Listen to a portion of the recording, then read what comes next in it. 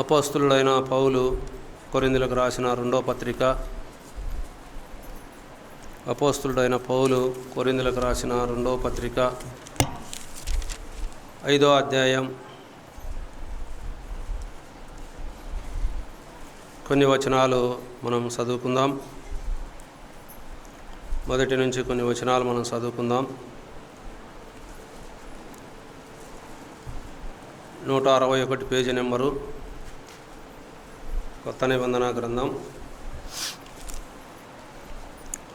భూమి మీద మన గుడారమైన ఈ నివాసము శిథిలమైపోయినను చేతి పని కాక దేవుని చేత కట్టబడినదియు నిత్యమైనదియునైన నివాసం పరలోకమందు మనకున్నదని వెరుగుదము.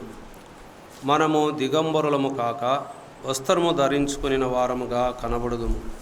కాబట్టి పరలోకము నుండి వచ్చు మన నివాసము దీనిపైన ధరించుకునని అపేక్షించుచు దీనిలో మూలుగుచున్నాము. ఈ గుడారములోనున్న మనము భారం మోసుకొని మూలుగుచున్నాము.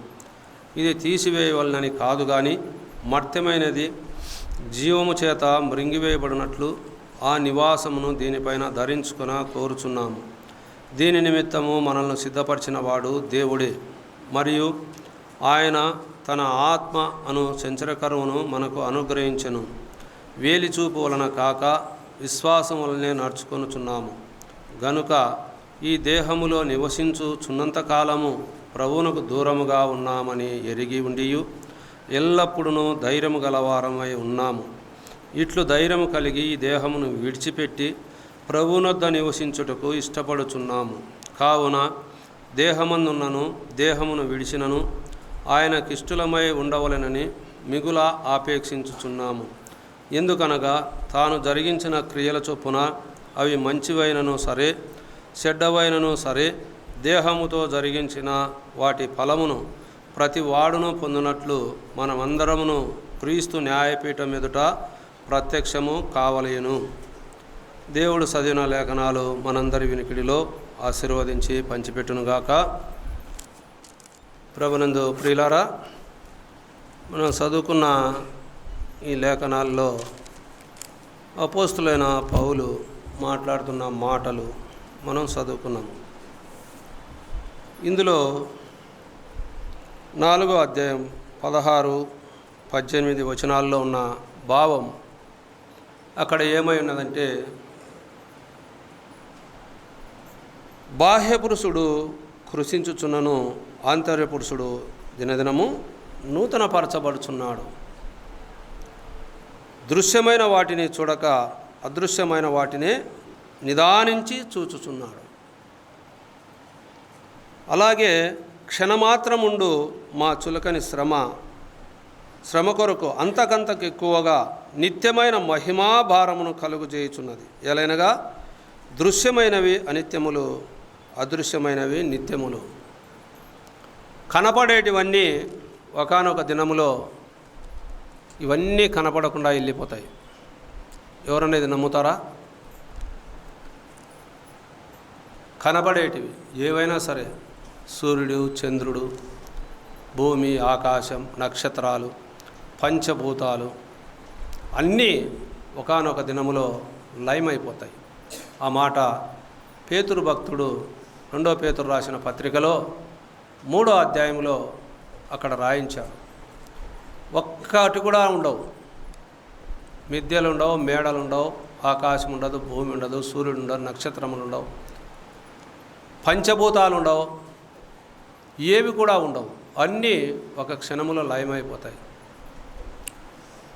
దానిని ఆయన ప్రత్యేకించి రాయించాడు. అందుకే అపోస్తలుడైన పౌలు ఈ భూమి మీద మన గుడారమైన నివాసము శిథిలమైపోతుంది. ఈ భూమి మీద ఉన్న ఈ గుడారమైన నివాసం ఏది? ఆ గుడారం మన దేహమే. ఈ దేహమే. ఇది ఒకానొక దినములో ఉండదు. ఈ దేహము మంటిపాలవుతుంది. అందుకే జ్ఞానైన సొలొమోను ప్రసంగి గ్రంథంలో ఒక మాట రాయించాడు 12వ అధ్యాయంలో. మన్నైనది ఎనుకుట వలనే మన్నైపోతుంది. దేవుడు దయచేసిన ఆత్మ దేవుని వద్దకు వెళుతుంది. ఈ దేహము మన్నైపోతుంది ఒకానొక దినములో. అది మనం చూస్తున్నాం ఆల్రెడీగా. ఎందుకు? మన ముందున్నవారు కలగతిలో గడిచిపోతున్నారు, మనతో ఉన్నవారు గడిచిపోతున్నారు. ఈ దినము జీవముతో ఉన్నాము అని అంటే అది కేవలం ప్రభైన ఆ ప్రభు కృపనే. ఆయన కృపా మహాదేశాన్ని బట్టి మనం ఇలా జీవంలో నివసించి ప్రభు సన్నిధికి చేరగలిగాం.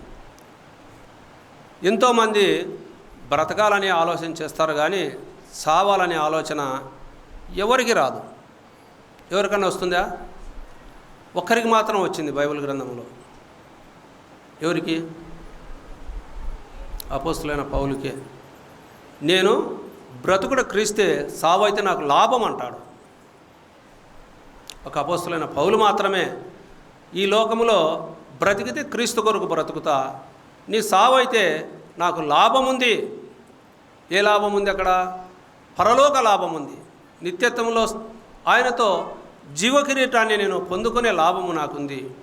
ఆయనతో యుగయుగాలు ఆయనతో ఉండగలిగే భాగ్యం ఉంది. ఈ శరీరం ఎంత బలహీన పడిపోయినా, ఈ శరీరం కుళ్ళిపోయినా, కుసించిపోయినా, నశించిపోయినా, రోగాలతో పడిపోయినా, గాయాలతో అది కట్టబడి మెత్తనబడిపోయినా, ఏ విధము చేతనైనా ఈ శరీరము, ఈ శిథిలమైపోయే ఈ శరీరము ఏమాత్రము దానికి విలువనీయక ఆయన అంతర్య పురుషుణ్ణి బలపరుచుకున్నాడు. అంతర్య పురుషుణ్ణి బలపరుచుకున్నాడు ఆయన దేవునిలో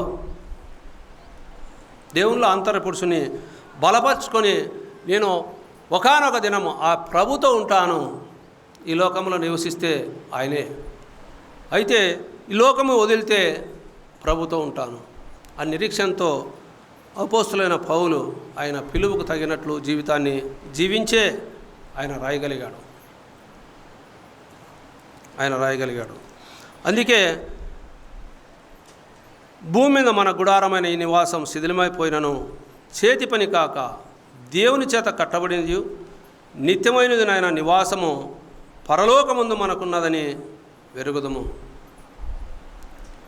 వెరుగుదము. మనం దిగంబరులము కాక వస్త్రము ధరించుకుని వారముగా కనబడదుము అన్నాడు. దిగంబరులము కాక వస్త్రము ధరించుకున్న వారం. యేసుక్రీస్తు ప్రభుల వారు ఒక విందు జరిగించాడు, ఒక విందు ఉపమానం చెప్పాడు. ఆ ఉపమానంలో అనేక మందిని ఆహ్వానించాడు. ధనవంతులను అనేక మందిని ఆహ్వానిస్తే అనేక మంది అనేక విధాలుగా వారు ప్రభు సన్నిధికి రాక వారు కొన్ని నెపములు చెప్పుకుంటూ వారు వెళ్ళిపోయినప్పుడు దేవుని సన్నిధానానికి వీధుల్లోకి వెళ్ళి అనేక మందిని తీసుకొని రమ్మని ఆయన చెప్తాడు. బీదలను, దిక్కులేని వారిని, అనాథలను, అంగహీనులను, ఎవరినైనా అందరినీ పిలుచుకొని రమ్మని చెప్తే అక్కడికి అనేక మంది వస్తారు. అక్కడికి వచ్చినప్పుడు వస్త్రం అనేది లేనప్పుడు చూస్తాడు. ఆయన్ను చూసినప్పుడు ఆయన అన్న ఒక మాట మనకు చాలా, వస్త్రం ధరించుకునని ఇతడెవడు అని. వస్త్రము అంటే మనం మనం ఆలోచన చేస్తున్నాం. ఈ సంఘంలో, ఈ కూడికలో వస్త్రం ధరించుకునని వారు ఉన్నారు. రక్షణ లేక ఆ రక్షణ వస్త్రం ప్రభు ఇచ్చాడు. యెషయా ప్రవక్త అంటాడు కదా, రక్షణ వస్త్రాన్ని ధరించి పూజ చేయదును అని. ఆ రక్షణ వస్త్రాన్ని మనకు దేవుడు సిద్ధముగా ఉంచాడు. ఆయన ఆ పరలోకాన్ని వదిలి భూలోకానికి వచ్చి తన పావన రక్తాన్ని మన పాపం నిమిత్తమై ఆ కలువలో కార్చి మనకు రక్షణ అనే వస్త్రాన్ని మనకు ధరింపచేయాలని ఆయన ఈ లోకానికి వచ్చాడని యెషయా ప్రవక్త స్పష్టంగా రాయించాడు. ఆ వస్త్రము ధరించుకొనకపోతే పరలోకములో స్థానం లేదు. దేవుని సన్నిధానంలో కాళ్ళని ఉండొచ్చు, కానీ సంఘములో నువ్వు రావచ్చు, కానీ ఎన్ని దినాలైనా ప్రభువా అని నువ్వు ఎంతైనా దేవుణ్ణి నువ్వు ఆరాధించవచ్చు, పూజించవచ్చు. ఆయన పాదాల చింత నీ ఏడుపు, నీ కుటుంబ పరిస్థితి అన్నీ చెప్పుకోవచ్చు, కానీ రక్షణ వస్త్రం లేకపోతే పరలోకంలో నీకు స్థానం లేదు. ఆ మాట ప్రకటన గ్రంథంలో మనకు కనబడుతుంది 19వ అధ్యాయంలో. నీ పేరు నీ జీవ గ్రంథములో లిఖింపబడకపోతే, ఆ వస్త్రాన్ని నువ్వు ధరించుకోకపోతే ఆ సన్నిధికి నీకు అర్హత లేదు,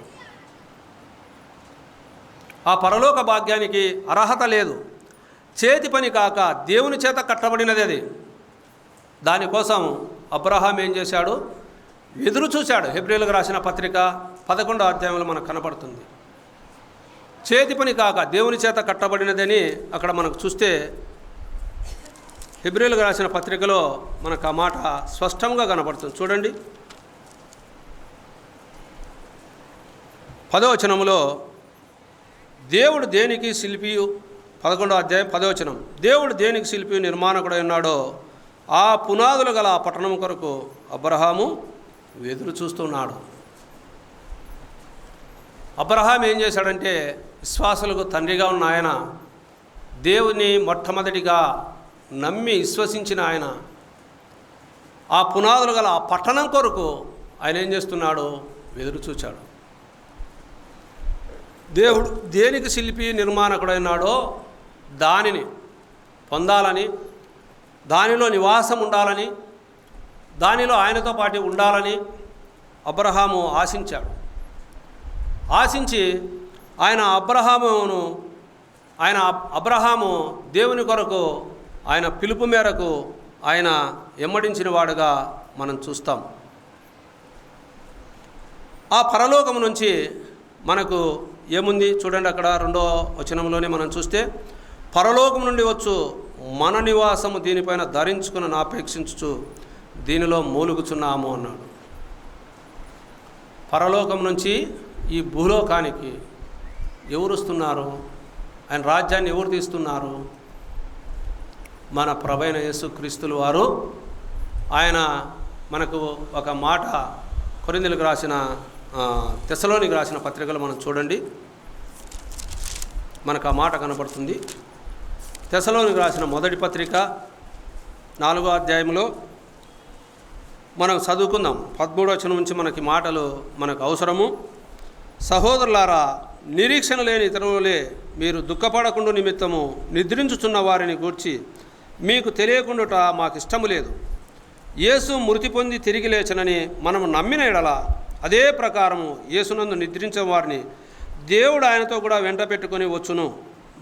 మేము ప్రభు మాటను బట్టి మీతో చెప్పున్నదేమనగా, ప్రభు రాకడ వరకు సజీవులమై నిలిచుండు మనము నిద్రించిన వారికంటే ముందుగా ఆయన సన్నిధి చేరము. ఆర్భాటంతోనూ ప్రధాన దూత శబ్దంతోనూ దేవుని బూరతోనూ పరలోకం నుండి ప్రభు దిగివచ్చును. క్రీస్తునందుండు మృతులైన వారు మొదట లేదురు.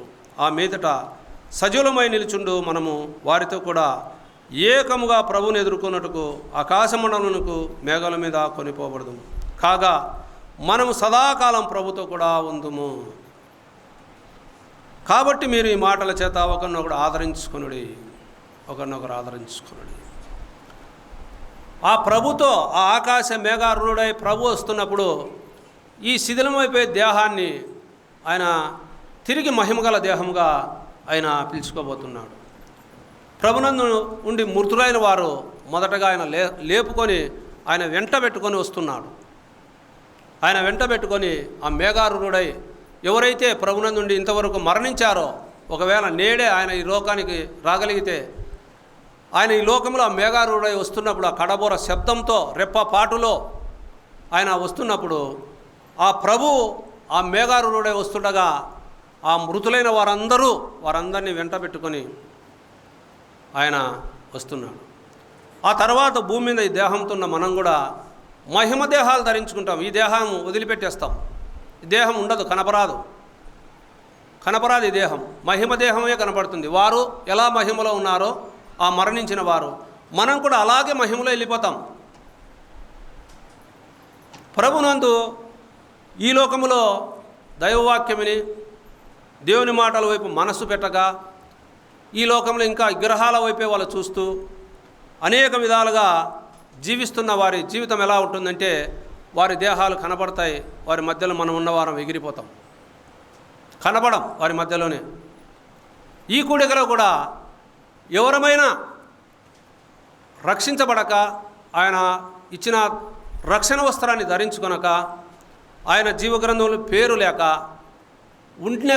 ఉంటే ఈ సమయంలో ప్రభు వస్తే వారు ఇక్కడే వదలబడతారు, మందిరంలోనే ఉంటారు. సంఘం ఎత్తబడుతుంది అని మనకు రాయబడి ఉంది. సంఘం అయితే ఎత్తబడుతుంది, కానీ ఆ సంఘంలో నువ్వు చేర్చబడ్డావా? చేర్చబడిన వారికే పరలోకం, సంఘంలో చేర్చబడిన వారికి లేదు పరలోకం. ఇక్కడే ఉండిపోతావు. దేవుని తీర్పు రాబోతుంది. ఆ తీర్పులో మనమందరం ఆయన సన్నిధిలో ఉండాలి. అందుకే ఆయన ఈ మాటలు చూడండి, 7వ వచనంలో, ఈ దేహంలో నివసించున్నంతకాలం ప్రభువునకు దూరముగా ఉన్నామని ఎరిగి ఉండి ఎల్లప్పుడూ ధైర్యము గలవారమై ఉన్నాము. ఇట్లు ధైర్యము కలిగి ఈ దేహమును విడిచిపెట్టి ప్రభునొద్ద నివసించుటకు ఇష్టపడుచున్నాము. దేవునితో ఉండాలని ఇష్టపడం. ఈ లోకంలో 60, 70, 80 సంవత్సరాల కాలంలో దేవునికి దూరంగా ఉన్నాం. ఈ లోకానికి మనం సంతకొచ్చామని యాకోబు భక్తుడు తెలియజేస్తాడు. లోకంలో మన జీవితము సంతకొచ్చిన వారితో సమానం. అందుకే హెబ్రీలకు రాసిన పత్రికలో ఒక మాట 11వ అధ్యాయంలోనే ఇంకో మాట ఉంది చూడండి. 15వ వచనంలో, వారు ఏ దేశం నుండి వచ్చిరో ఆ దేశమును జ్ఞాపకం ఉంచుకున్న ఎడల మరలా వెళ్ళుటకు వారికి వీలు కలిగి ఉండును. ఎక్కడి నుండి వచ్చామో అక్కడికి వెళ్ళాలని జ్ఞాపకం ఉండాలి. జ్ఞాపకం లేకపోతే వెళ్ళలేము. మన తల్లి గర్భంలో మనం జన్మింపబడక మునుపు మనం ఎక్కడైతే ఉన్నామో అక్కడికే వెళ్ళాలి. అక్కడికి వెళ్ళేదానికి జ్ఞాపకం ఉంచుకోవాలి. అక్కడికి వెళ్ళాలంటే మార్గం ఎవరో ప్రభే చెప్పాడు. నేనే మార్గమును, నేనే సత్యమును, నేనే జీవమును అన్నాడు. మనకు భక్తులు కొంతమంది మనకు ఉన్నారు.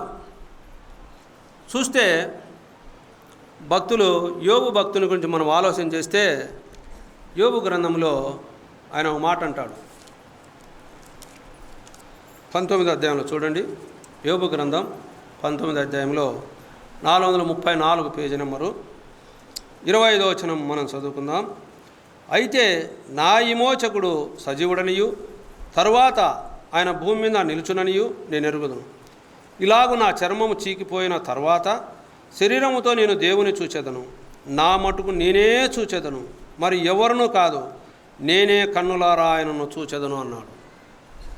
చూడండి, నా మటుకు నేనే చూస్తా దేవుణ్ణి.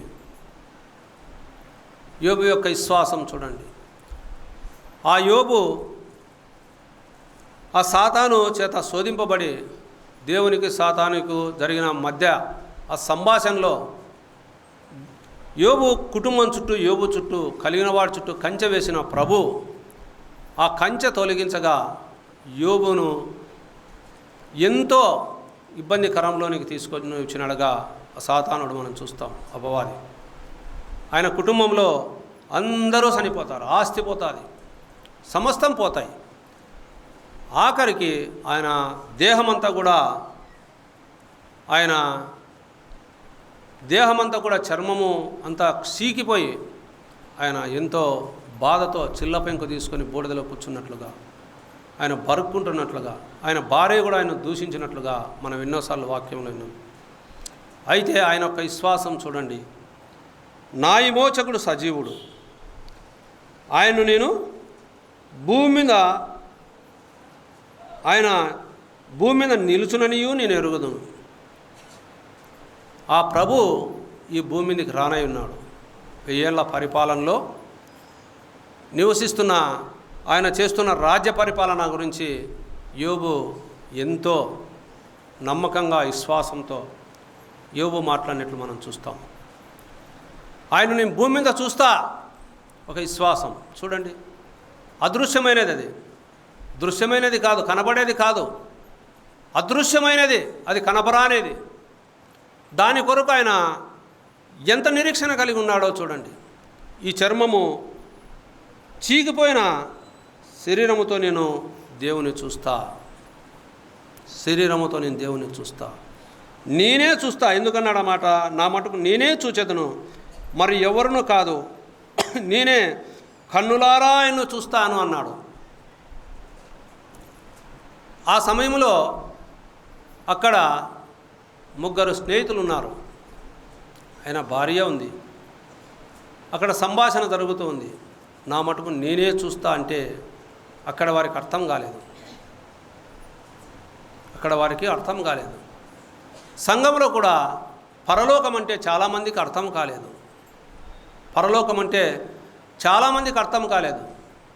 అర్థమై ఉంటే దేవుణ్ణి స్పష్టంగా తెలుసుకునేవారు. బలలో పాలుపంపులు పవిత్రంగా పొందేవారు. అపవిత్రంగా పాలుపంపులు పొందకూడదని దేవుడు చెప్తున్నాడు. అయితే శరీర కార్యాలు జరిగిస్తూ కూడా దైవ సన్నిధిలో బలలో పాలుపంపులు పొందుతున్నారు. ధూమపానం చేసేవారు ఉన్నారు, మందు తాగేవారు ఉన్నారు, మటకా రాసేవారు ఉన్నారు, ఎంతోమంది ఉన్నారు. అయితే జారత్వం జరిగించేవారు కూడా పాలుపంపులు పొందుతున్నారు. దేవుడు ఇప్పుడే వాక్యములు విన్నాం ఆరాధనలో, ఆయన పరిశుద్ధుడు,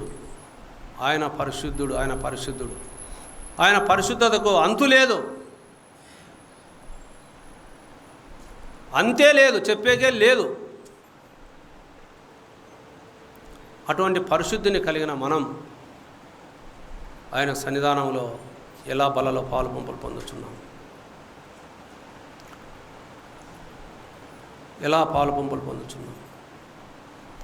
నీ చెడును వదిలిపెట్టుకొని పాలుపంపులు పొందితే దీవెన ఉంది. కాబట్టి నా మటుకు నేనే చూస్తా అన్నాడు.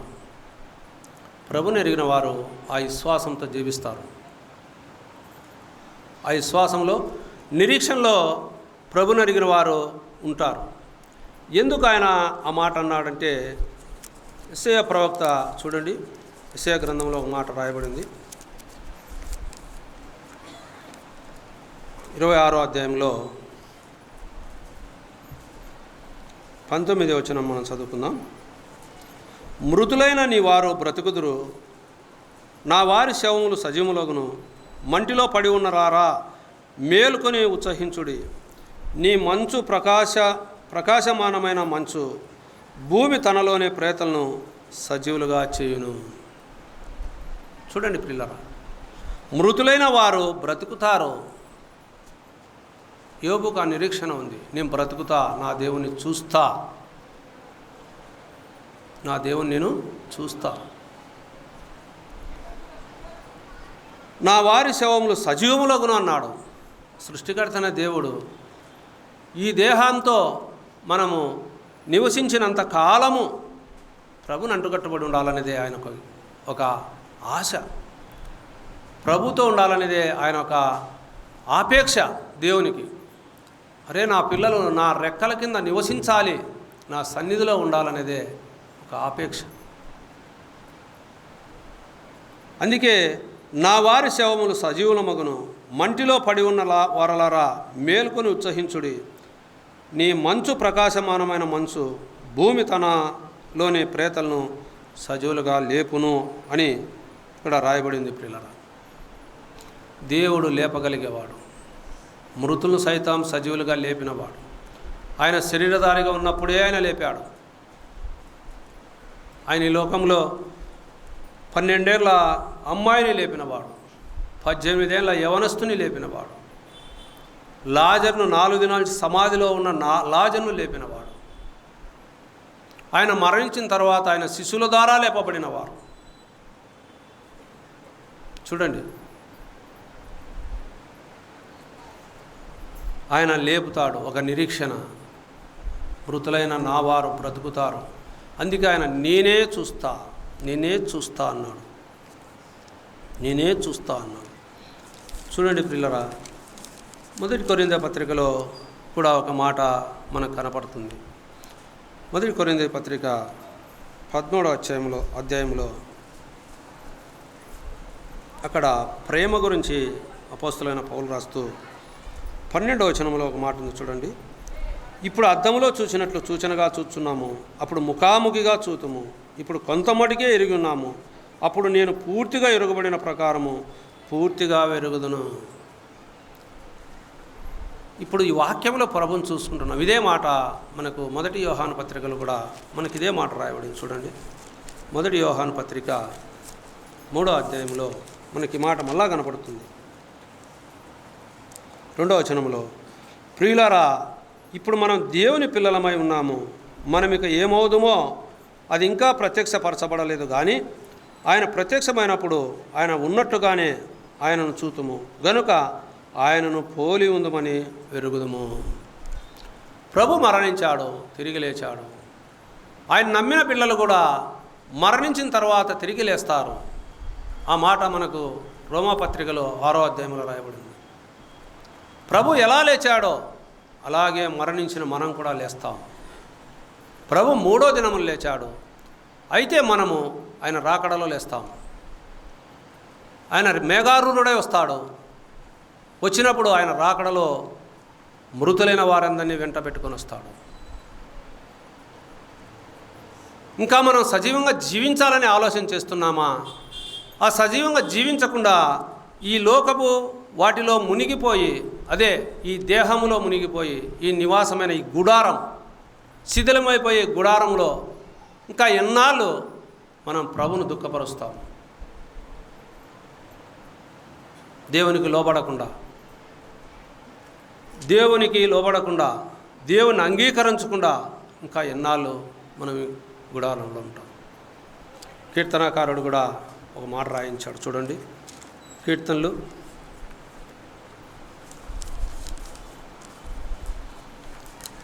8 దైవవాక్యం మనకు ఎంతో గొప్పది ప్రియులారా. కీర్తనలు 17వ కీర్తనలో 15వ వచనంలో ఒక మాట ఉంది చూడండి. నేనైతే నీతి గలవాడనై నీ ముఖదర్శనం చేసేదను, నేను మేలుకొన్నప్పుడు నీ స్వరూప దర్శనంతో నా ఆశను తీర్చుకుందును.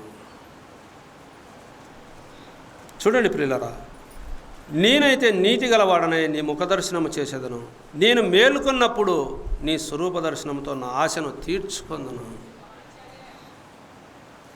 దేవుని సన్నిధానంలో ఈ దేహంలో ఉన్నంత వరకు దేవుని ముఖదర్శనం, ఆయన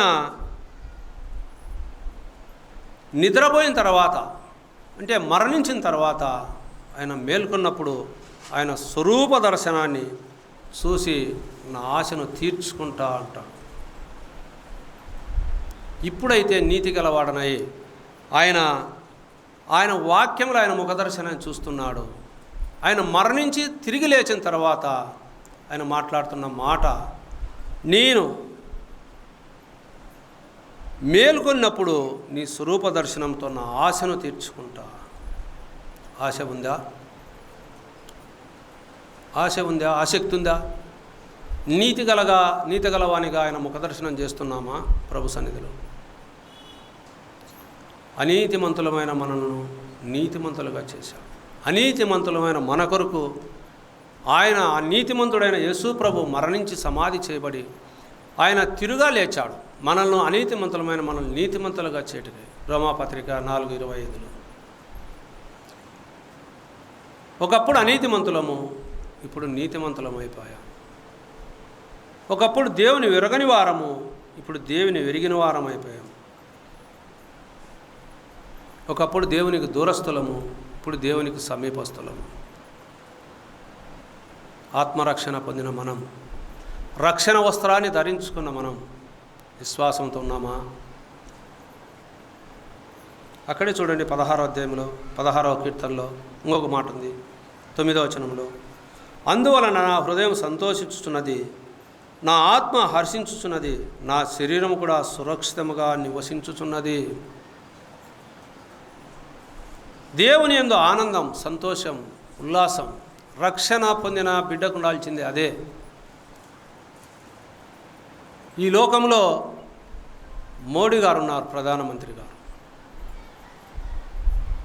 మోడీ గారు ఉన్నారు, అక్కడ గవర్నర్ గారు ఉన్నారు, ప్రభుత్వం చేసేవారు ఉన్నారు, అధికారులు ఉన్నారు, కోట్లాను కోట్ల లక్షల కోట్ల అధికారులు ఉన్నారు, లక్షలకు కలిగిన కోట్ల అధికారులు.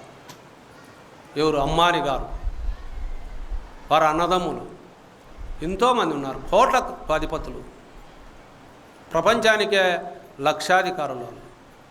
అటువంటి వారికి లేని భాగ్యం కేవలం అల్పులమైన మనకిచ్చాడు. ఆ రక్షణ వస్త్రం వారికి లేదు. వారు ఈ లోకంలో సుఖంగా అనుభవించాల్సిందే. అదే ధనవంతుడి ఆశ. ధనవంతుని ఆశ ఏముంటుంది? ఈ లోకంలో సుఖంగా అనుభవించాడు. మనం ఎన్నోసార్లు వాక్యంలో వింటున్నాం. ఆ ధనవంతుడు, లోకారాసిన సువార్త 16వ అధ్యాయం. ఆ ధనవంతుడు సుఖాన్ని అనుభవించాడు, సుఖంగా జీవించాడు, సుఖంగా బ్రతికాడు. దరిద్రుడు ఆ కురూపలతోనే బాధపడ్డాడు. ప్రభుని అంగీకరించాడు, ప్రభునందు విశ్వాసం ఉంచాడు, ప్రభుని వెంబడించాడు. ఆయనకు తెలుసు, ఎవరికి? లాజరు. నేను ఈ లోకంలో ఈ శరీరంతో జీవించినంత కాలము నేను ఈ కురూపులతోనో, నాకు లేని తిండితో, కింద పడిన ముక్కలతో నా ఆకలి తీర్చుకుందును కానీ, నా ఆశ తీర్చుకుందును కానీ, అక్కడన్నాడు, అందువలన నా హృదయం సంతోషించుచున్నది, నా ఆత్మ హర్షించుచున్నది. హర్షించడం, దేవునితో ఉండడం. అబ్రహాం రొమ్మును ఆనుకొని సంతోషముతో ఉన్నాడు. అబ్రహాం అయిన నా తండ్రివైన అబ్రహామా, ఆ లాజరును పంపి ఒక్క చిటికెన వేలుతో ఒక్క చుక్క నా నేలకు చల్లార్చు అన్నాడు. ఆ ధనవంతుని స్థితి అదే. ప్రభుని అంగీకరించిన వారి స్థితి కూడా అదే. అంగీకరించిన వారికి ఆ స్థితి లేదు. ఎందుకు? ఆ పరలోకములో దేవునితో ఉండగలిగే ఆ భాగ్యమును, ధన్యతను ప్రభు మనకిచ్చాడు. నిత్యత్వంలో జీవించగలిగే ఒక గొప్ప భాగ్యం ప్రభు మనకు దయచేశాడు ప్రియులారా. అందుకే అపోస్తులైన పౌలు ఓ మాట ఫిలిప్పీ సంఘానికి తెలియజేస్తాడు. చూడండి, ఫిలిప్పీలకు రాసిన పత్రికలో 3వ అధ్యాయంలో 20వ వచనంలో, మన పౌరస్థితి పరలోకమందున్నది, అక్కడి నుండి ప్రభువైన యేసుక్రీస్తు అను రక్షకుని నిమిత్తం కనిపెట్టి ఉన్నాము. సమస్తమును తనకు లోపరచక కొనజాలిన శక్తిని బట్టి ఆయన మన దీన శరీరమును తన మహిమగల శరీరమునకు సమరూపము గల దానిగా మార్చును. సమరూపము గల దానిగా మన శరీరాన్ని, ఈ దీన శరీరాన్ని ఆయనతో సమరూపము గలవానిగా. అందుకే ఆయన ఒక మాట అన్నాడు హెబ్రీయులకు రాసిన పత్రికలో, ఆ పిల్లలు రక్తమాంసాలు గలవారు అయినందున ఆయన ఈ భూలోకంలో అపవాది దాస్యం కింద లోబడి ఉన్న వారిని, ఆ దాస్యం కింద లోబడి ఉన్న వారిని ఆ దాస్యంలో నుంచి విడిపించబడుటకు, చూడండి 2వ అధ్యాయంలో హెబ్రీయులకు రాసిన పత్రికలో 14వ వచనంలో, కాబట్టి ఆ పిల్లలు రక్తమాంసాలు గలవారైనందున ఆ ప్రకారమే మరణం యొక్క బలం గలవారిని, అనగా అపవాదిని మరణం ద్వారా నశింపచేయుటకును, జీవితకాలమంతా మరణ భయం చేత దాస్యమునకు లోబడిన వారిని విడిపించుటకును ఆయన కూడా రక్తమాంసంలో పాలివాడాయను. చూడండి, యేసుక్రీస్తు ప్రభు ఈ లోకానికి రక్తమాంసంలో దేవదేవుడు. ఇప్పుడు ఉదయకాలం ఆరాధనలో ఉన్న మాటలో, యెషయా గ్రంథంలో, ఆ సృష్టికర్త ఆ మహిమా సింహాసనం మీద ఆయన చూడలేని స్థితిలో ఆ దేవదూతలే, ఆ దూతలే ఆయన చూడలేకపోతే మానవుడు చూడగలడా? అయితే మానవుని దగ్గరికి ఆయన వచ్చాడు. చూడండి, రక్తమాంసాలు గలవాడై. అందుకే ఆయన మన పౌరస్థితి ఎక్కడుంది? పరలోకమందున్నది.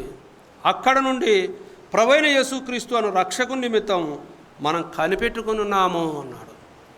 కనిపెట్టుకున్నామా?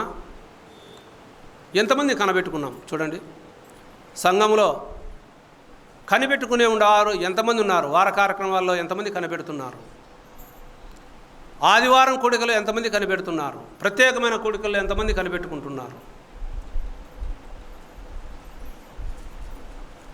ఆయనతో పాటు ఉండాలని ఒక ఆశ ఎవరికి ఉంది? శరీర బలహీనతలకు, మన కుటుంబంలో అప్పులకు, మన పంటలు పండేదానికి, మన పనులు నెరవేర్చబడేదానికి, మన పిల్లల చదువులకు, మన పిల్లల ఉద్యోగాలకు, వారి పెళ్ళిళ్ళకు, వారి గర్భసంతానానికి, వారి పిల్లలకు, ఇంకా ఎన్నెన్నో ప్రార్థన చేస్తూ ఉంటాం. ఆయనతో ఉండాలని ఒక ఆశ ఉంది.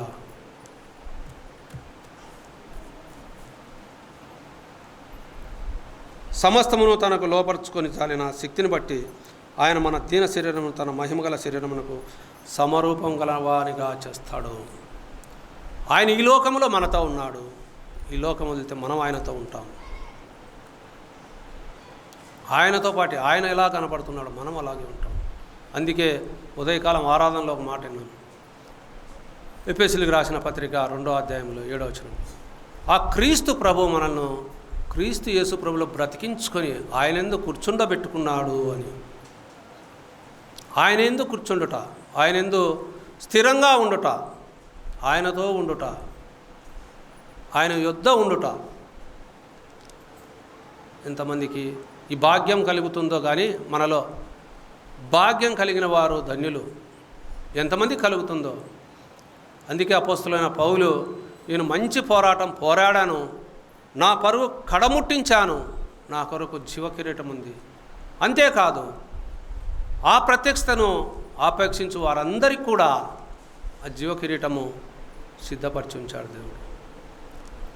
అపోస్తలుడైన పౌలుకే కాదు, మనకు కూడా ఉంది. మనకు కూడా ఉంది ఆయనతో పాటు ఉండగలిగే భాగ్యం.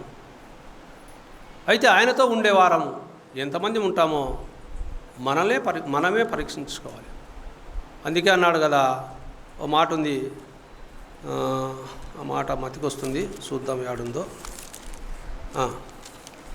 కొరింథీయులకు రాసిన 2వ పత్రికలోనే 13వ అధ్యాయంలో చూడండి. ఆ మాట 5వ వచనంలో, మీరు విశ్వాసం గలవారై ఉన్నారో లేదో మిమ్మల్ని మీరే శోధించుకొని చూచుకొనుడి, మిమ్మల్ని మీరే పరీక్షించుకొనుడి.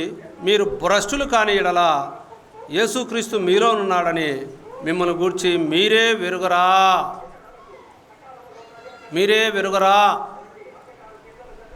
యేసుక్రీస్తు ప్రభు మీరు విశ్వాసం గలవారై ఉన్నారో లేదో మిమ్మల్ని మీరే శోధించుకోండి అంటున్నాడు.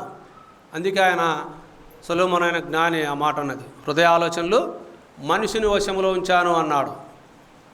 అపవిత్రంగా జీవిస్తూ అపవిత్రమైన జీవితంతో ఏదో నామకే వాస్తగా దేవుని సన్నిధికి వస్తే పరలోకం చేరవు. అందుకే ఆయన ఆఖరి మాట అదే కదా, అందరమును ఆయన సన్నిధిలో ఆయన తీర్పులో నిలబడాలి. అవి ఏవేవి చూడండి. అక్కడ 8వ వచనంలో, ఇట్లు ధైర్యం కలిగి దేహమును విడిచిపెట్టి ప్రభునొద్ద నివసించుటకు ఇష్టపడుచున్నాము. కావున దేహమందున్నను దేహమును విడిచినను ఆయనకు ఇష్టలమై ఉండవలెనని మిగుల ఆపేక్షించుచున్నాము. ఈ దేహములో నువ్వు ఏమి జరిగించినా కూడా మంచి జరిగిస్తే మంచికి మంచే. అందుకే అపోస్తలుడైన పౌలు మాట, ఎందుకంటే గలతీ పత్రికలో చూడండి 6వ అధ్యాయం 7వ వచనంలో, మోసపోకుడి, దేవుడు ఎక్కిరింపబడడు, మనుషుడు ఏమిత్తునో ఆ పంటనే కోయును.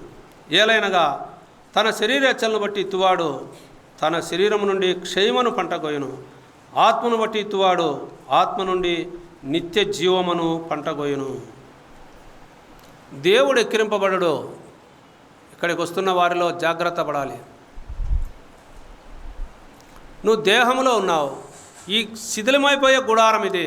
అందుకే ఆయన 5వ వచనంలో మొదటి వచనంలో అన్నమాట 5వ అధ్యాయంలో ఏమంటున్నాడు, ఇది శిథిలమైపోయే గుడారం.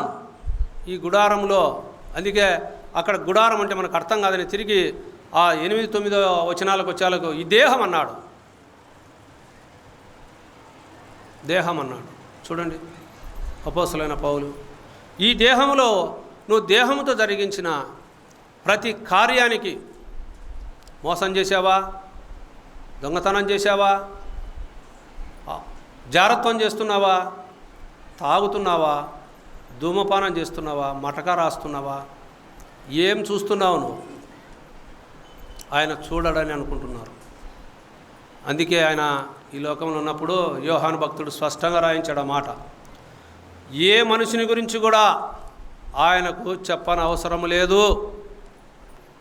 ఏ మనుషుని గురించి కూడా, నిన్ను గురించి, నన్ను గురించి, ఇక్కడున్న వారందరి గురించి ఆయనకు చెప్పని అవసరం లేదు. యోహాను రాసిన సువార్త 2వ అధ్యాయం 24-25 వచ్చిన చదువుకోండి. ఏ మనుషుని గురించి కూడా చెప్పని అవసరం లేదు. నువ్వు మోసపోతున్నావు, అందుకే దేవుడు అన్నాడు, అపొస్తలుడైన పౌలు మాట్లాడాడు, మోసపోకుడి దేవుడు ఎక్కిరింపబడడు. దేవుడు ఎక్కిరింపబడుతున్నాడేమో దేవుని సన్నిధికి ఏదో వేషధారణగా ప్రభు సన్నిధికి వస్తే, ఆదివారం భక్తులుగా దేవుని సన్నిధికి వస్తే, దేవుని సన్నిధానంలో అందుకే ఆయన నీ శ్వాసాన్ని నీవే పరీక్షించుకో, శోధించుకో, చూచుకో, భ్రష్టులు కాకపోతే యేసుక్రీస్తు మీలో ఉన్నాడని మిమ్మల్ని గురించి మీరే విరుగురా. మేము భ్రష్టులము కామని మీరు తెలుసుకుందరని నిరీక్షించుచున్నాను అన్నాడు. భ్రష్టులమైపోతున్నాం. ఈ దేహములో ఎన్నాళ్ళు నివసించినా వెళ్ళిపోతాం.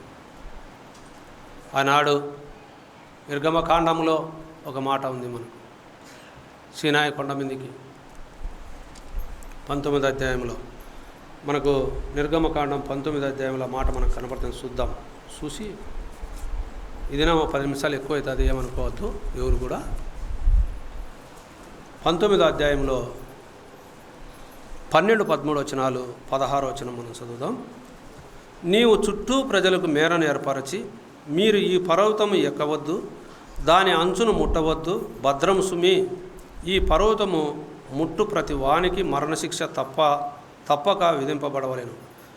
ఎవడునూ చేతితో దాన్ని ముట్టకూడదు, ముట్టిన వాడు రాళ్ళతో కొట్టబడవలను, లేక పొడవబడవలెను. మనుషుడు కానీ మృగము కానీ బ్రతకకూడదు. బూరధ్వని చేయనప్పుడు వారు పర్వతోన్నతకు రావలెను. ఇక్కడ మనుషుడు కానీ మృగము కానీ దాన్ని ముట్టకూడదు, ఆ పర్వతం ఎక్కవద్దు, ఆ అంచును కూడా ముట్టకూడదు, భద్రం సుమి అన్నాడు. ఇంకో మాట ఉంది అక్కడ, 3 దినాలు ఏ పురుషుని కూడా కూడదు అని కూడా ఉంది ఆ పాత నిబంధన ధర్మశాస్త్రంలో. అయితే 16వ వచనంలో 3వ నాడు ఉదయమైనప్పుడు ఆ పర్వతం మీద ఉరుములు, మెరుపులు, సాంద్ర మేఘము, బూర యొక్క మహాధ్వనియు కలుగగా పాలెములోనే ప్రజలందరూ వణికిరి అని ఉంది. దేవుని సన్నిధానానికి వెళ్ళాలంటే ఇశ్రాయేలు ప్రజలకు ఎంత కట్టడిచ్చాడు దేవుడు. ఆ పర్వతం మీద, సీనాయి కొండ మీద. సీనాయి కొండ అంటే ఆనాడు, ఈనాడు హోరేబు సంఘం. చూడండి, హెబ్రీలకు రాసిన పత్రిక చూద్దాం. హెబ్రీలకు రాసిన పత్రిక 12వ అధ్యాయం మనం చూసుకుందాం.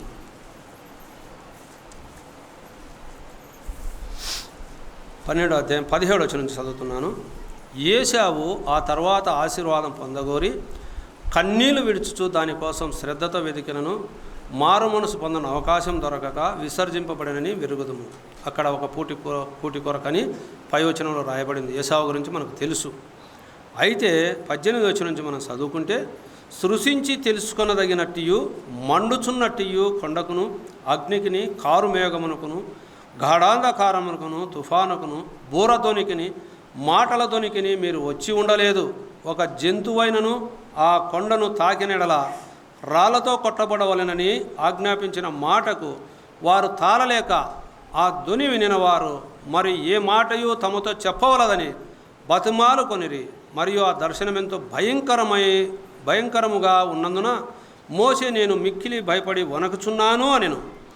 ఇప్పుడైతే సియోను కొండకును, జీవము గల దేవుని పట్టణమునకును, అనగా పరలోకపు యెరూషలేమునకును, వేవేల కొలది దేవదూతల యుద్ధకును, పరలోకమందు వ్రాయబడి ఉన్న జ్యేష్ఠుల సంఘమునకును, వారి మహోత్సవమునకును, అందరి న్యాయాధిపతి అయిన దేవుని యొద్దకును, సంపూర్ణ సిద్ధి పొందిన నీతిమంతుల ఆత్మల యొద్దకును, క్రొత్త నిబంధనకు మధ్యవర్తి అయిన యేసునొద్దకును, హేబేలు కంటే మరీ శ్రేష్టముగా పలుకు ప్రోక్షణ రక్తమునకును మీరు వచ్చి ఉన్నారు.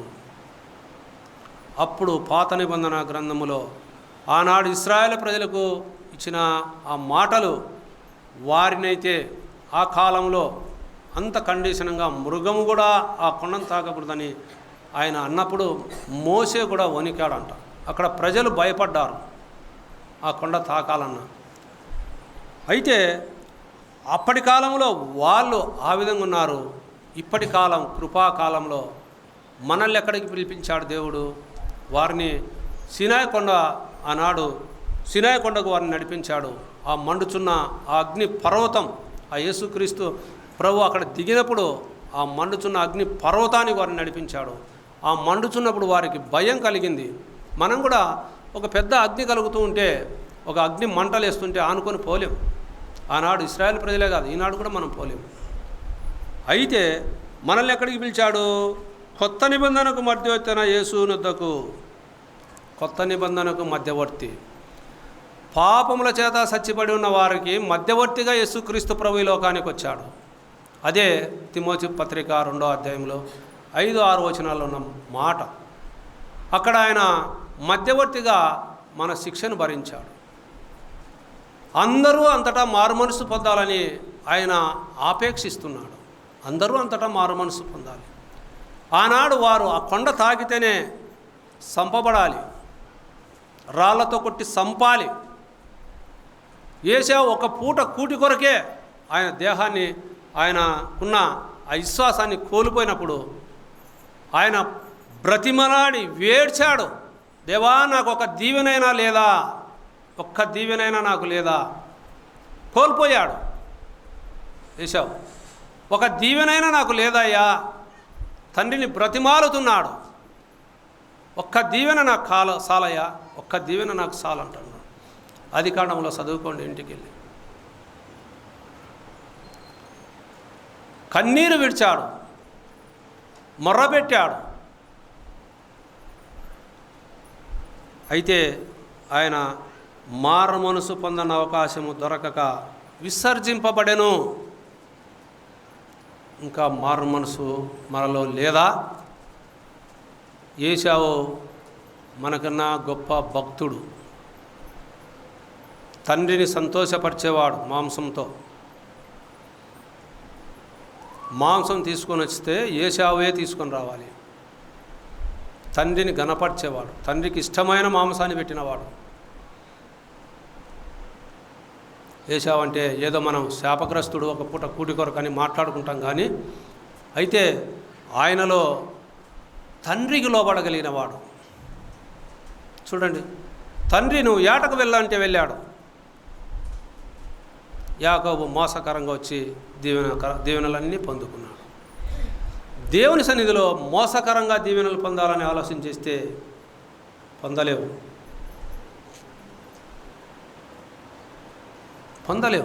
వేషధారణగా ప్రభు సన్నిధికి రాకూడదు. వేషధారులు దేవుని రాజ్యానికి వారసులు కారు.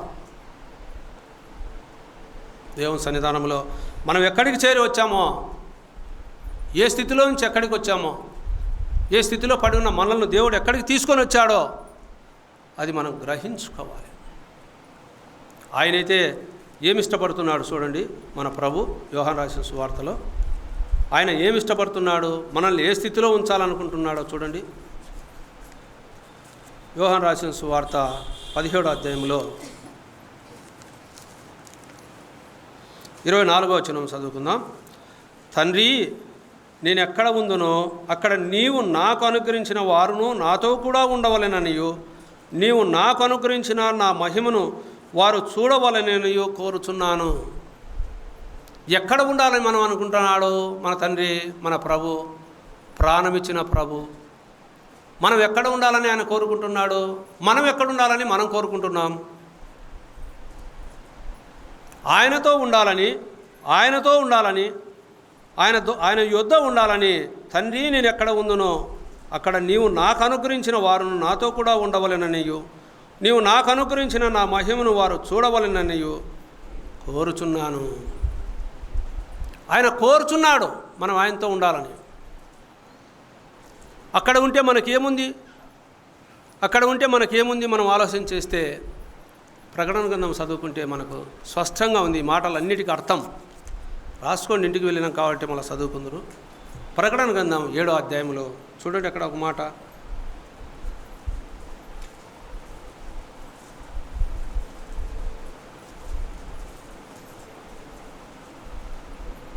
అక్కడ దేవుని స్తుతిస్తున్నారు. 13వ వచనం నుంచి మనం చదువుకుంటే 7వ అధ్యాయంలో పెద్దలలో ఒకడు తెల్లని వస్త్రం ధరించుకుని ఉన్న వీరెవరు, ఎక్కడ నుండి వచ్చిరని నన్ను అడిగాను. అందుకు నేను, అయ్యో నీకే తెలియననగా అతడు ఇలాగ నాతో చెప్పాను, వీరు మహాశ్రమల నుండి వచ్చిన వారు, గొర్రెపిల్ల రక్తంలో తమ వస్త్రములను ఉదుక్కుని వాటిని తెలుపు చేసుకుని వారు, మహాశ్రమల నుండి వచ్చిన వారు. శ్రమలకు తాలుకొని నిలబడుతున్నావా? దేవునిలో నీ వస్త్రాన్ని ఉతుక్కుంటున్నావా? అక్కడ కనబడుతుంది నీ వస్త్రం ఉతికినేది లేనిది. వారు మహాశ్రమల నుండి వచ్చిన వారు తమ వస్త్రములను ఉతుక్కొని, ఎక్కడ ఉతుక్కున్నారు? గొర్రెపిల్ల రక్తంలో మన పాపాలు కడగబడ్డాయి. కడగబడిన వారు ఇంకా ఉన్నారా రక్షణ లేక? ఉంటే ప్రభు రక్తంలో కడగబడితే పరలోకంలో ఆ ధరింపజేసుకున్న వస్త్రము నీకు కనబడుతుంది. కడగబడి అపవిత్రపడుతున్నావా? ఇంకా పంది వలె బురదలో పొర్లాడే జీవితం. అందుకే పందిని గురించి ప్రత్యేకించి రాయబడ్డాడు పేతురు.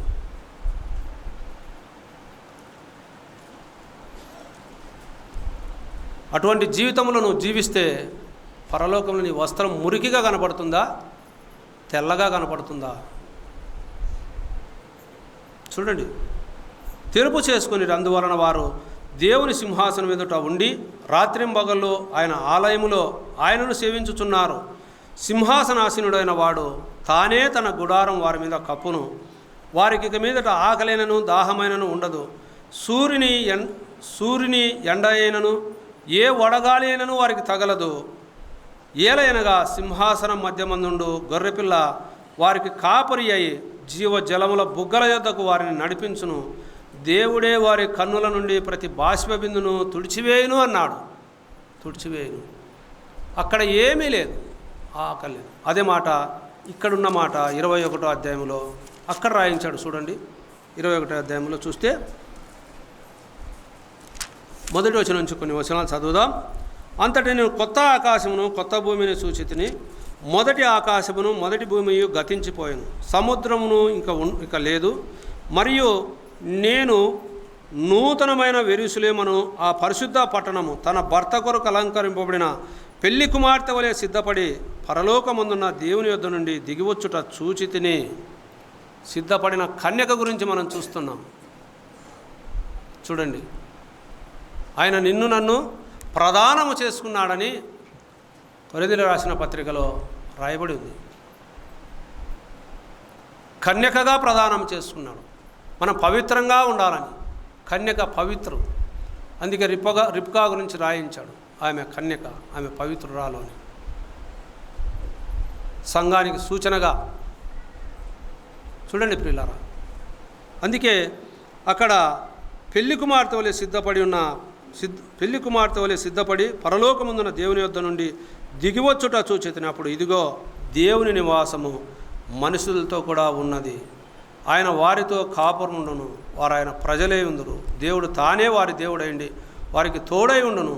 ఆయన వారి కన్నుల ప్రతి బాష్పబిందును తుడిచివేయును. మరణం ఇక ఉండదు, దుఃఖమైనను ఏడ్పైనను వేదనైనను ఇక ఉండదు. మొదటి సంగతులన్నీ గతించిపోయినని సింహాసనంలో నుండి వచ్చిన గొప్ప స్వరము చెప్పుట వింటిని. చూడండి పిల్లలు, ఏమీ ఉండదు అక్కడ ఈ లోకంలో శ్రమలు. అందుకే గొప్ప శ్రమల నుండి వచ్చిన వారు, తమ వస్త్రములు ఉదుక్కొనిన వారు, తమ వస్త్రాలు పవిత్రపరుచుకున్నవారు, ఆ సర్వాధికారి, ఆ గొర్రెపిల్ల, ఆ దేవుని సన్నిధానములో. అందుకే అక్కడ ఒక మాట రాయబడింది చూడండి.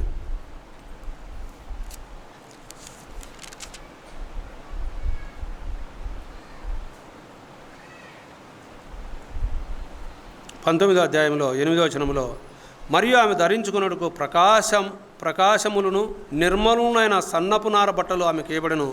అవి పరిశుద్ధుల నీతి క్రియలు. మరియు అతడు నాతో ఇలాగ చెప్పాను, గొర్రెపిల్ల పెళ్లి విందుకు పిలువబడిన వారు ధన్యులని రాయము. మరియు ఈ మాటలు దేవుని యథార్థమైన మాటలని నాతో చెప్పాను. 20వ అధ్యాయంలో అదే మాట మనకు కనబడుతుంది. చూడండి, 20వ అధ్యాయం 27వ వచనంలో, గొర్రెపిల్ల యొక్క జీవగ్రంథమును రాయబడిన వారే దానిలో ప్రవేశించుదురు గాని నిషిద్ధమైనది ఏదైనను, అసహ్యమైన దానిని, అబద్ధమైన దానిని, జరిగించువాడైనను దానిలోనికి ప్రవేశింపడు. నిషిద్ధమైన పనులు చేస్తూ, అక్కడ అసహ్యమైన పనులు చేస్తూ, అబద్ధమైన పనులు చేస్తూ దేవుని సన్నిధానంలో వేషధారణగా వస్తే, అందుకే అపోస్తులైన పౌల మాట స్పష్టంగా రాయించాడు. మోసపోకుడి దేవుడు ఎక్కిరింపబడడు. నువ్వు ఏమి విత్తుతున్నావో అదే కోస్తావు, ఏరేది కొయ్యవు ప్రియులారా. అందుకే ఆయన సన్నిధానంలో మనము ఈ శిథిలమైపోయే ఈ గుడారం గురించి మనం ఏమి ఆలోచన చేస్తున్నాం? ఆ పరలోకములో మన కొరకు సిద్ధపరిచిన ఆ గుడారం ఒకటి ప్రభు తీసుకొని వస్తున్నాడు. ఆ ప్రభు రాకడలో మనం ఉండబోతున్నాం. ఆ నిరీక్షణ యోబు పొందాడు. ఆ నిరీక్షణ కీర్తనాకారులు పొందారు. నేను సంతోషిస్తాను ఆ దేవుని సన్నిధిలో. అపోస్తులైన పౌలు పొందాడు. ఆ తీర్పులో మనం ఉండాలని ఆయన ప్రత్యక్షంగా రాయించాడు ఆ మాట. మనము ఎందుకనగా తాను జరిగించిన క్రియల చొప్పున అవి మంచివైనా సరే చెడ్డవైనా సరే దేహముతో జరిగించిన వాటి ఫలమును ప్రతి వాడును పొందినట్లు మనం అందరమును క్రీస్తు న్యాయపీఠం ఎదుట ప్రత్యక్షము కావలేను. నువ్వు ప్రత్యక్షం కాకుండా పోవడానికి అవకాశమే లేదు.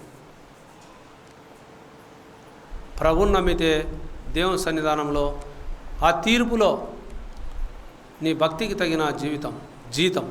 అందుకే ఆయన ప్రకటన గ్రంథంలో రాయించాడు ఆఖరి మాటగా, ఇదిగో నేను త్వరగా వస్తున్నాను, వాని క్రియల చొప్పున వానికిచ్చుటకు నేను వాని జీతాన్ని తీసుకొని వస్తున్నాను అన్నాడు. నీ క్రియల చొప్పున నీకు జీతం ఉంది, ప్రతిఫలం ఉంది. అపోస్తలుడైన పౌలు తిమోతికి రాస్తూ, ఉండండి నాకు మతికి రాదు, చూడండి తిమోతి రాసిన పత్రికలో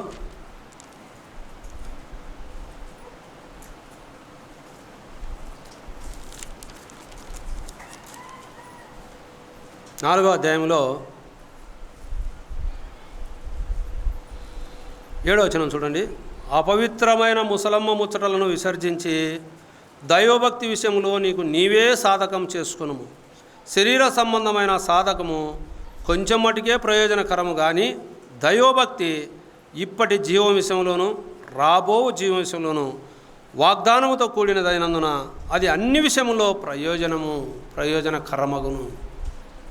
అన్ని విషయాల్లో ప్రయోజనకరం దైవభక్తి, శరీర సంబంధమైన సాధకం.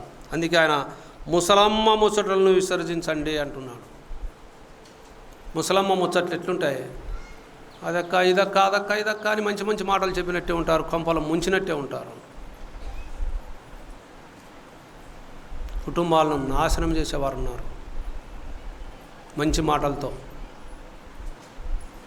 అందుకే పేతురు భక్తుడు ఓ మాట, దురద చెవులు గలవారు అన్నాడు ఓ చోట. దురద చెవులు ఆ ముసలమ్మ ముచ్చట్లకు, వారి మాటలకే చెవొగ్గుతారు, కానీ దైవవాక్యానికి చెవియొగ్గరు. జాగ్రత్తగా ఉండాలని కొరింథీ పత్రికలో అపోస్తలుడైన పౌలు, ఈ గుడారం శిథిలమైపోతుంది, అయితే చేతి పని కాక దేవుని చేత కట్టబడిన నిత్యమైనది ఆ నివాసం కొరకు పరలోకమందు మనకు ఉన్నదని మనం తెలుసుకోవాలి, వెరుగుదుము అన్నాడు. వెరిగావా పరలోకములు మనకున్నదని? ఆ గుడారం నివాసం. ఈ లోకంలో ఇల్లు లేకపోవచ్చు, ఉండే వాళ్ళకు ఇంకా ఉండొచ్చు. అయితే ఈ లోకంలోది ఇది దృశ్యమైపోయేదే, అదృశ్యమైనది శాశ్వతమైనది. దాని కొరకు మనం ప్రయాసపడితే దేవుడు అది మనకు అనుగ్రహిస్తాడు, అది మనం పొందుకుంటాం. పొందుకోవాలనేదే ఆనాడు అపోస్తలుడైన పౌలు యొక్క నిరీక్షణ. ఈనాడు దేవుని యొక్క వాక్యములో మనకు చూపిస్తున్న ఆ దేవుని మాటలు. ఇకనైనా మనము జ్ఞానముగా దైవవాక్యానికి లోబడి దేవునికి అనుకూలంగా నడుచుకొని ఆయనతో ఉండాలనేదే దేవుని యొక్క ఇష్టం. మనం ఆయనతో ఉన్నట్లు ప్రభు మనకు సహాయము చేయనుగాక.